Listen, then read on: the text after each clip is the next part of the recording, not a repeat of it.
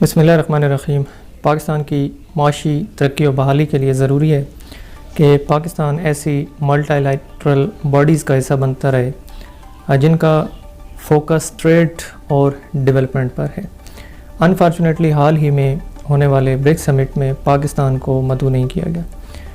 BRICS سمٹ ایک high level dialogue تھا جس میں دنیا کی جو ایمرجنگ پوٹینشیل اکانومیز ہیں، جس طرح جو ممبر کنٹریز ہیں برکس کے، برازیل ہے، رشیا ہے، انڈیا ہے، چائنا ہے اور افریقہ ہے، ان ممبر کنٹریز کے علاوہ اس خطے کے جو دیگر ممالک ہیں انہوں نے بھی اس سمٹ میں حصہ لیا، اس ڈائلاگ میں حصہ لیا، لیکن پاکستان کو اس ہائی لیول کے ڈائلاگ میں مدعو نہیں کیا گیا۔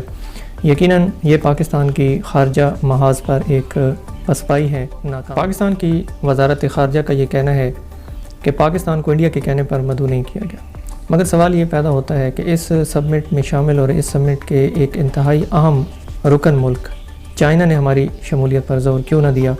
کہیں ایسا تو نہیں کہ پاکستان اور چائنا کی جو ہمالیہ سے بلند اور شہد سے میٹھی دوستی ہے اس میں کوئی دراڑ واقع ہو رہی ہے؟